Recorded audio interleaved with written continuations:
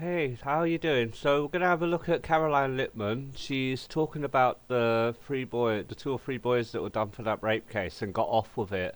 And she's gonna talk about she talks a little bit about a trans girl that revealed she was trans after having sex with someone and now is on the sex register and in prison for so many months or a year and a half.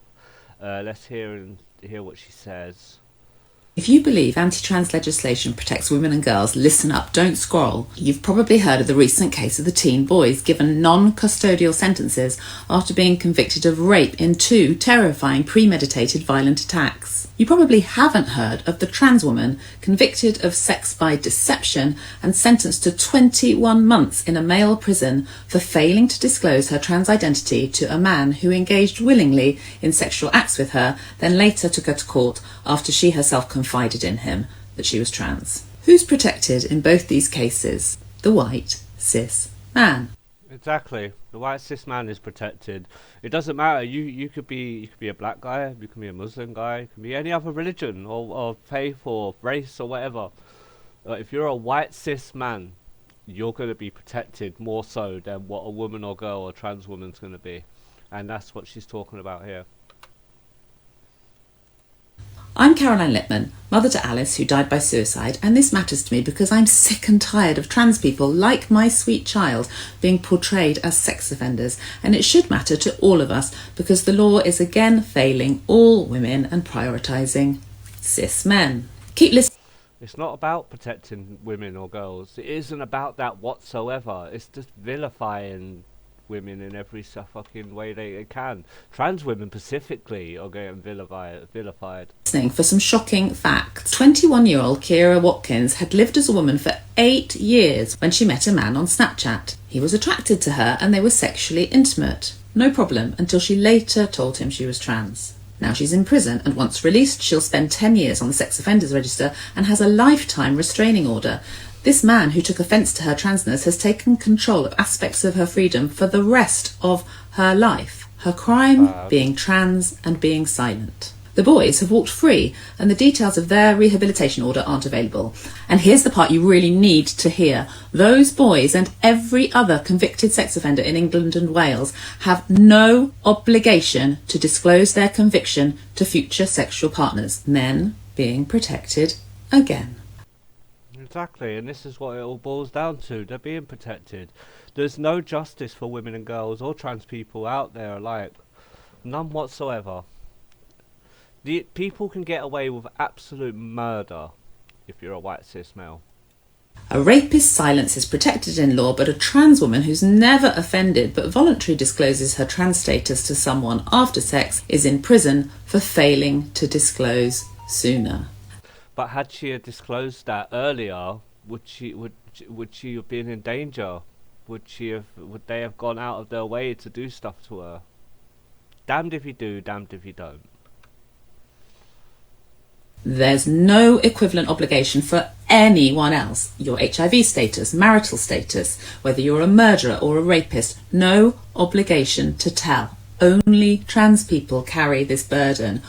Yeah, trans people have to tell people that they're trans, but like she just said, if you've got HIV, you're a murderer, rapist, all these other things, paedophile, you don't have to disclose that. Well, tell me where it's fair for us. Whilst at the same time facing real and documented risk of violence to them when making such disclosures to the wrong person. And here's some logic that makes the anti-trans argument collapse entirely. Those who insist trans women are really men should be demanding they be treated exactly like cis men under the law. But cis men have no legal duty to disclose anything before sex, but trans women do. So they're not being treated like men. They're being treated like a uniquely dangerous third category, required to disclose what no one else is required to disclose, or risk being imprisoned for silence that convicted rapists enjoy as a legal right. The only people both being protected and doing the protecting in these cases are cis white men. Exactly. Well said. If you believe anti-trans legislation protects women and girls, listen. And what she says here as well, and don't get me started on the absence of any comment on the leniency of the sentencing in this case from J.K. Rowling, Sex Matters, For Women Scotland, that's SWS, and LGB Alliance, who all remain utterly silent on this case, which is an affront to the safety of women and girls. But because it does not involve vilifying trans person, they don't appear to have given a flying duck.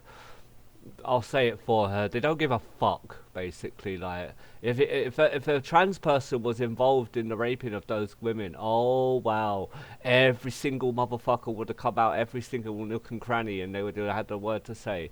But whenever there's a woman who's going through this shit, they don't come out and say nothing. It's nothing. That's because it's nothing to do with protecting women and girls. It's just a front to attack trans people. That's the whole thing. It's vilifying them. We're not dangerous. If anything, we're the ones who are in danger. It's crazy. They look at us like we're guys and that, but then when something happens, we're treated like we're female. If I walk out in the street right now and I get like the newspapers taking pictures of me and I'm topless, they're gonna blur out my chest because I have breasts. Make it make sense. Yeah, no, I love this. I love her to the bottom of my heart. I love this girl so much, and I absolutely have all the time in the world for her to watch all her videos and stuff like that. Absolutely awful what happened to her daughter. I support her all the way. If you follow her on Instagram, that was where this video was. Follow her on Caroline Litman. And yeah, just be nice. Don't be horrible posting stuff and that on her Instagram page or anything, or comments. No, there's no need for it. You ain't proving nothing. What, can you sleep at night knowing that you were horrible to someone and they just took their life? There's a special place in hell for people like you who do that. But yeah, we're gonna leave it there anyway. I'm glad that she's speaking up on this, and if she does come up with anything else to do with this also, I'm going to post videos on this too.